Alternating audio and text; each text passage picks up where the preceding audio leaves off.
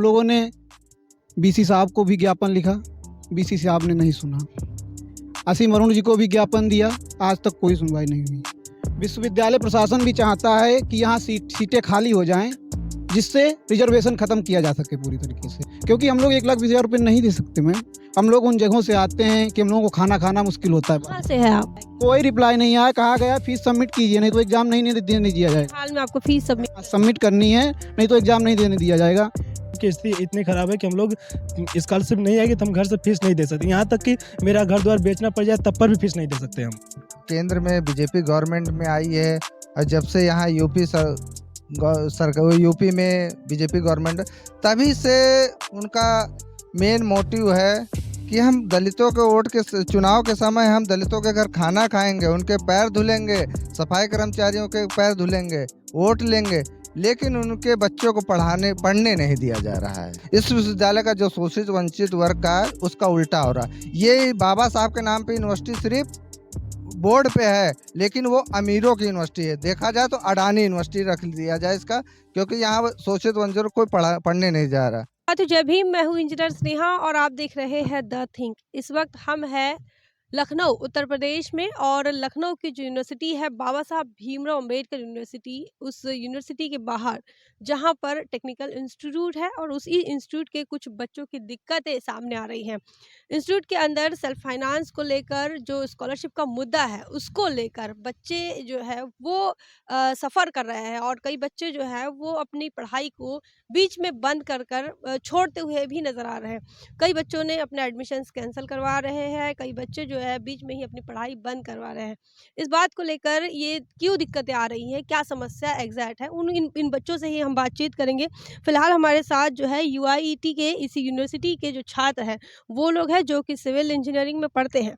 इनसे बातचीत करेंगे कि आखिर दिक्कत क्या है, मामला क्या है, कि क्यों बच्चे जो है वो अपनी पढ़ाई आधी रखकर ही जो है वो इंस्टीट्यूट को छोड़ के जा रहे हैं। तो सबसे पहले मैं जानना चाहूँगी, क्या नाम है आपका? मेरा नाम प्रवीण कुमार है, मैं बीटेक थर्ड ईयर का छात्र हूँ। हम लोगों का स्कॉलरशिप नहीं आया सेकेंड ईयर का, तो हम लोगों को एग्ज़ाम नहीं देने दिया गया, और विश्वविद्यालय प्रशासन कह रहा है 1,20,000 रुपये जमा कीजिए। हम लोगों ने बीसी साहब को भी ज्ञापन लिखा, बीसी साहब ने नहीं सुना। असीम अरुण जी को भी ज्ञापन दिया, आज तक कोई सुनवाई नहीं हुई।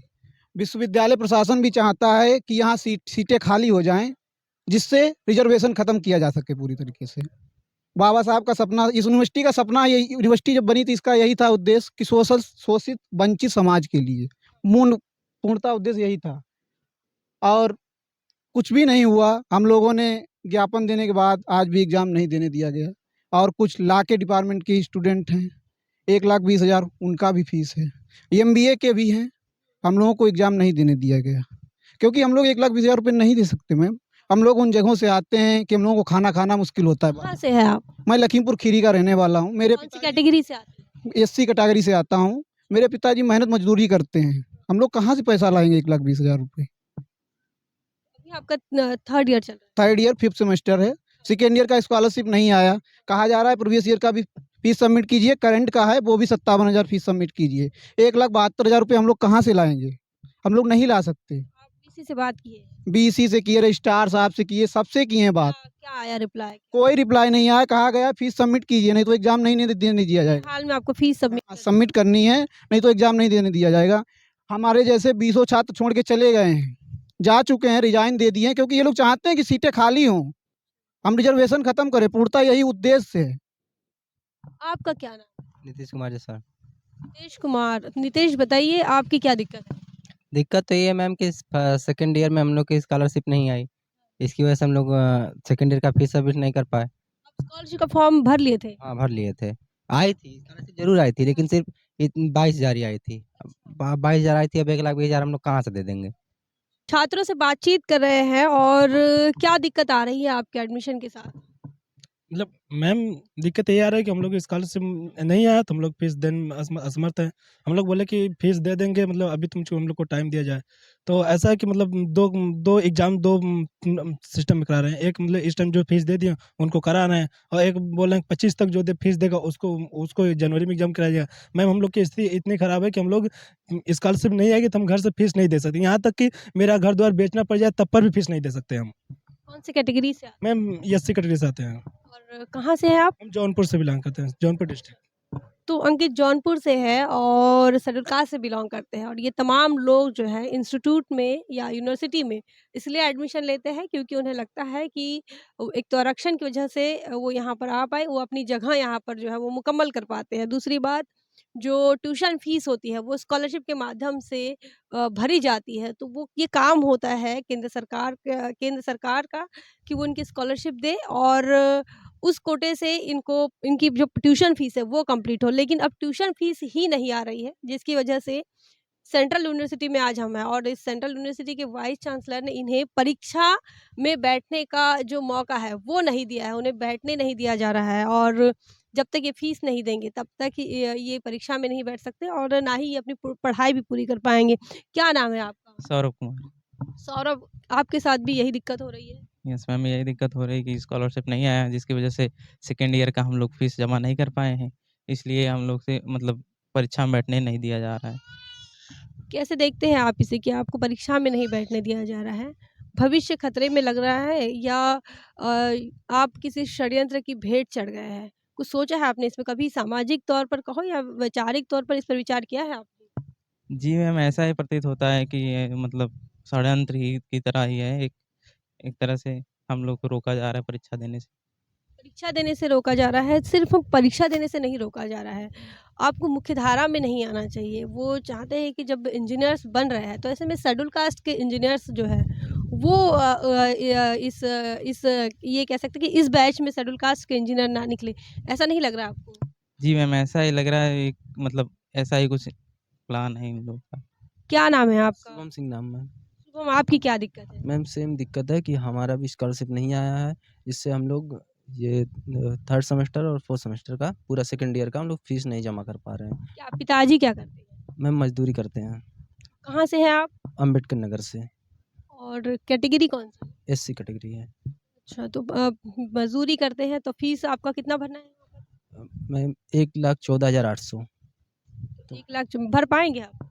नहीं मैम, फीस तो नहीं भर पाएँगे क्योंकि हम लोग स्कॉलरशिप के ही सहारे यहाँ पे आते हैं, पढ़ते हैं और स्कॉलरशिप नहीं आए तो हम लोग फीस नहीं जमा कर पाएँगे। कैसे होगा? आपको तो फिर पढ़ाई छोड़ना पड़ेगा।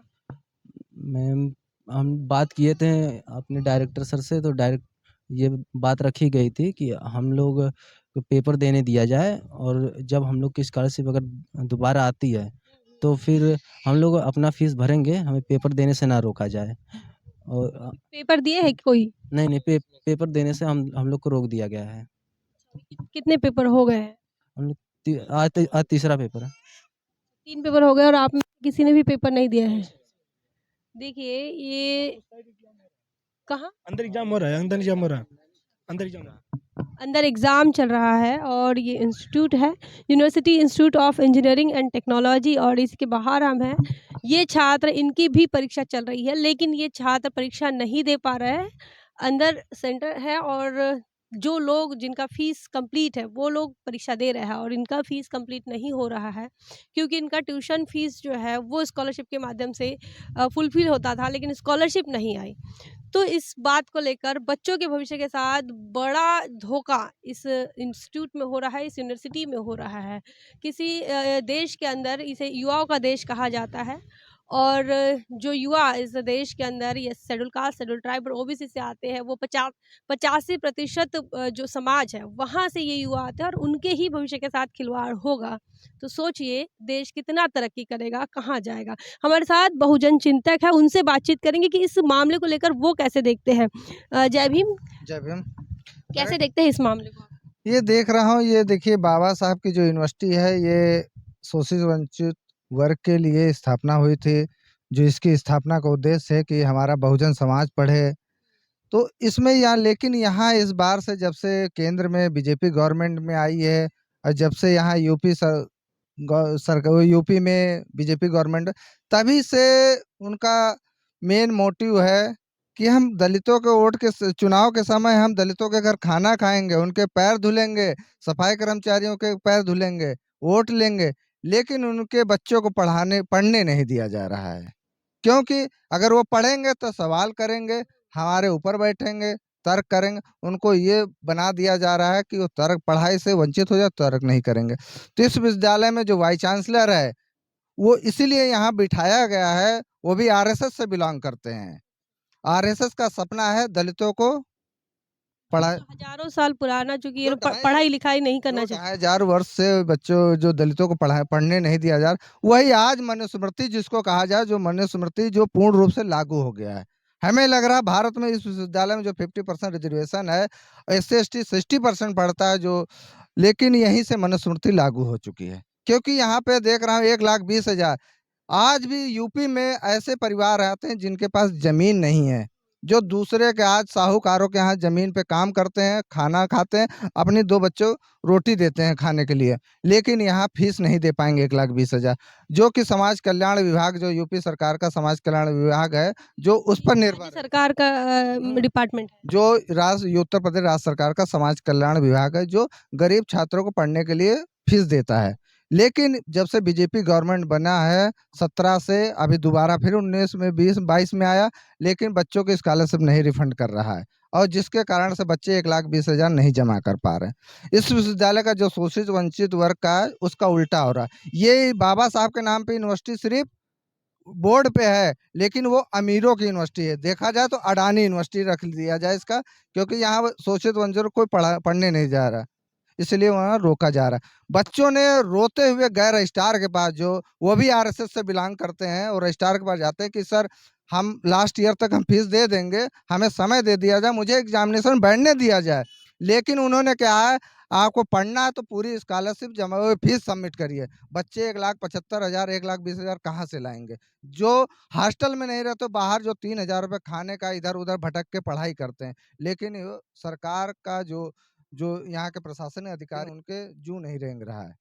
और जो यहाँ के जो यूपी सरकार के समाज कल्याण मंत्री हैं, वो भी दलित जात से बिलोंग करते हैं, असीम वरुण जी। वो भी यहाँ विश्वविद्यालय में आए थे, बाबा साहब के 26 नवंबर को आए थे, उससे पहले 14 अप्रैल को आए थे, बड़ी-बड़ी बातें कर रहे थे दलितों के लिए, ये आज करेंगे, वो कर, लेकिन बच्चों ने माँग की थी सर मेरी स्कॉलरशिप भेज दीजिए शासन से भेज के, लेकिन वो कह रहे आ जाएगी, लेकिन आज भी नहीं। वो भी सिर्फ पद के लिए बैठे हैं, उनके पास पावर नहीं है। ये स्कॉलरशिप नहीं आना, इसके पीछे कोई खास मकसद है, या फिर बस टेक्निकल कोई देखिए, इशू है? उनका देखिए जो बीजेपी गवर्नमेंट का मूल उद्देश्य है, जो आरएसएस का जो मूल उद्देश्य है, कि शोषित वंचित वर्ग को पढ़ने से रोकना है, उनको गुलाम बनाना है, और गुलाम बनेगा तो मनुस्मृति हमारी लागू हो जाएगा।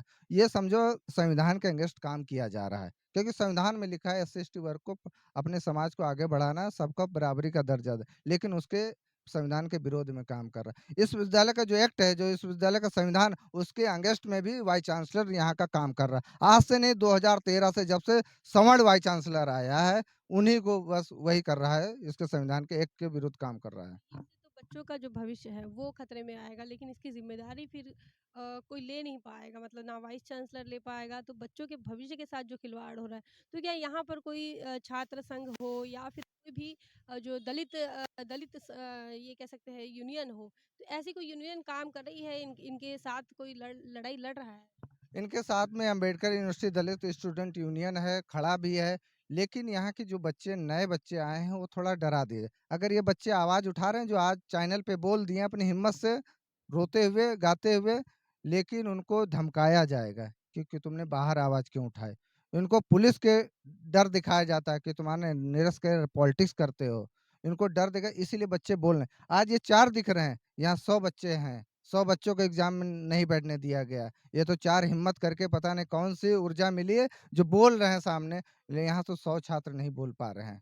क्योंकि वाइस चांसलर ने सत्ता के बल पे धमकाया जा रहा है कि तुम्हारे मार्क्स कम कर देंगे, तुम्हें फेल कर देंगे, इस तरह रखा जा रहा है यहाँ पे। ये तो जैसे इंस्टीट्यूशनल मर्डर जो होते थे, तो अब ये मर्डर नहीं हो रहा है, ये आपको ये कह सकते हैं कि एकलव्य की तरह आपका अंगूठा काट रहा है कि आप ताकि पढ़ ना पाओ, यही मामला हो रहा है। अब आपको जान नहीं गंवानी पड़ रही है, लेकिन आप जिंदा रहेंगे, लेकिन आपका जो स्वाभिमान रहेगा वो स्वाभिमान नहीं रहेगा, आप पढ़ नहीं पाएंगे। यहाँ देखिए जो एकलव्य का अंगूठा है, हम तो कह रहे हैं उस समय एकलव्य का सिर्फ अंगूठा ही काटा गया, यहाँ तो पूरा शरीर ही गायब कर दिया जा रहा है, क्योंकि हर विभाग में आरएसएस वाले बैठे, वो अंगूठा नहीं काट रहे, पूरा जड़ ही खत्म कर दे रहे हैं कि जिंदा भी ना रहो, क्योंकि बच्चा अगर 2 साल बाद पढ़ाई छोड़ रहा है, उस पर क्या बीतेगी? वो तो रोहित वेमुला बन जाएगा, क्या पायल तडवी बन जाएगा। इतना वो क्या क्या कर दे रहा है, शोषण कर दे रहा है, मानसिक रूप से इतना अवसादग्रस्त कर दे रहा है विश्वविद्यालय प्रशासन। और जो बताइए 3 साल जो पढ़ लिया और बीच में पढ़ाई छोड़ के जाएगा, उसके बाद क्या बीतेगी? वो या फांसी लगा ले, घर में क्या मुँह दे गाँव में बताएगा जाके अपने रिश्तेदारों की मुझे फीस की वजह से मैं पढ़ नहीं पाया। वो तो हमें लग रहा है फांसी लगा लेगा, सुसाइड कर लेगा। उसका ज़िम्मेदार जो है, इसका यहाँ का आरएसएस के जो प्रशासन के अधिकारी बैठे हैं, जो बीजेपी गवर्नमेंट वो ज़िम्मेदार है इसके। तो छात्रों से हम एक बार जानना चाहेंगे कि अब आपकी मांग क्या है? आप क्या चाहते हैं? हम लोग चाहते हैं हम लोगों को एग्ज़ाम देने दिया जाए। हम लोग एग्ज़ाम दें, लास्ट ईयर तक फ़ीस सबमिट कर देंगे। हम लोगों ने पहले भी कहा था, आज भी कह रहा हूँ, हम लोगों ने रजिस्ट्रार जी से भी कहा कि हम लोग फ़ीस दे देंगे। फ़ीस देने हम लोगों को कोई दिक्कत नहीं, हम लोगों को टाइम दिया जाए। लेकिन उन्होंने कहा नहीं, आप 12 से पहले अगर फ़ीस देंगे तो एग्ज़ाम देने दिया जाएगा, नहीं इससे पहले हम एग्ज़ाम नहीं देने देंगे। अब फिर हम लोगों के लिए जब हम लोगों ने कार ज्ञापन दिए तो हम लोगों से बोला गया कि 25 तक आप फ़ीस सबमिट 10 दिन में कहाँ से फ़ीस लाएँगे? लोन नहीं हो पा रहा है। हम 2 बार बैंक भी गए, लोन नहीं हो पा रहा है। बोले सेविंग दिखाइए कितना अकाउंट में लोन के लिए सेविंग तो क्रेडिट की ज़रूरत पड़ेगी, हाँ, मतलब आपके क्योंकि पास कितना ना सेविंग? ज़मीन है, ना कुछ है। मेहनत मज़दूरी करते हैं, पिताजी पढ़ाते हैं, बस बाहर रहते हैं, ना हॉस्टल मिला है, हॉस्टल भी नहीं मिला है। हम लोग इधर-उधर कोचिंग पढ़ा लेते हैं, बच्चों से पैसे इधर-उधर तो हम लोग काम चलता है, नहीं तो हम लोग तो पढ़ ही ना पाएँ। और विश्वविद्यालय प्रशासन चाहता है कि हम लोग ना पढ़ें, दलित यहाँ पढ़े ही ना। दलित चला जाए, सीटें सब खाली हो जाएँ, सवर्ण बच्चे भर दिए जाएँ। मेन उद्देश्य यही है विश्वविद्यालय प्रशासन का। आपका क्या कहना मैम मेरा कहना मतलब यही है कि मेरा हम लोग का एग्ज़ाम कराया जाए और हम 2 मतलब साथ ही कराया जाए और फीस तो देंगे दे लेकिन स्कॉलरशिप भी अगर आ जाए तो अच्छी बात है क्योंकि मैम बिना स्कॉलरशिप के तो फीस देना बहुत ही नामुमकिन है है? क्योंकि और 1 साल बचा हुआ है। हाँ, 1 साल बचा हुआ है और प्लस मैम जब से मैं यहाँ यूनिवर्सिटी में खुला जब से मैं यहाँ आया हूँ, आज तक मैं रूम नहीं ले पाया हूँ क्योंकि रूम इतना पैसे की प्रॉब्लम था, घर वाले पैसा नहीं दे, हम रूम नहीं ले बस लाइब्रेरी में सो लेते हैं और खाना खा लेते हैं बाहर और दोस्त के रूम पे बस कपड़ा मतलब रखा हूँ बस। ऐसा मेरी स्थिति में मैं फीस नहीं दे पाऊँगा, स्कॉलरशिप अगर नहीं आई तो। ये देख रहे हैं आप, ये बच्चों की समस्या कैसी है। लाइब्रेरी में सोते हैं और बाहर खाना खाते हैं और उसके बाद अब उनको 1,20,000 के करीब जो है वो फीस भरना है। जो यूनिवर्सिटी का प्रशासन है, जिस प्रकार हमारे साथियों ने बताया, जिस प्रकार हमारे दलित चिंतक बता रहे हैं कि आरएसएस से वो प्रणीत है और आरएसएस प्रणीत जो प्रशासन है, वो प्रशासन बिल्कुल भी इन बच्चों पर तरस नहीं खा रहा है और किसी भी प्रकार से वो चाहते हैं कि यहाँ की सीटें खाली हो जाए, ये यहाँ से छोड़कर चले जाएँ, ताकि अगर ये छोड़कर चले जाते हैं, तो जो सीटें खाली होगी, वो सवर्ण सवर्ण कोटे के तहत वो भरी जा सकती हैं। लेकिन ये सिर्फ रिजर्वेशन या रिप्रेजेंटेशन का मामला नहीं है। ये गंभीरता का मामला इसलिए भी है क्योंकि इनके भविष्य खतरे में है। पढ़ाई आधी अधूरी छोड़ना कोई बहुत छोटी बात नहीं है, आम बात नहीं होती है। ये बच्चों के भविष्य के लिए बहुत ही खतरनाक है। हो सकता है इनसे उनकी जो पूरी ज़िंदगी है, वो सफ़र करना पड़ सकता है। तो इतनी गंभीर बात को लेकर आपका क्या ख़्याल है? और हम चाहेंगे कि ये जो प्रशासन है, आरएसएस प्रणीत प्रशासन है, कम से कम वो ये तो समझे कि इनका पार्टिसिपेशन जो रहा 2 साल तक ये पढ़ चुके हैं, इन्हें परीक्षा में बैठने दिया जाए, इन छात्रों का ये कहना है और लगातार ये संघर्ष कर रहे हैं। आपका क्या सोचना है? कमेंट सेक्शन में ज़रूर बताएँ। बने रहें द थिंक पर। जय भीम, जय भारत। बहुजन विचारधारा को घर घर तक पहुंचाने के लिए हमारे YouTube चैनल को सब्सक्राइब करें, लाइक करें, कमेंट करें, शेयर करें और बेल आइकन की घंटी दबाना ना भूलें।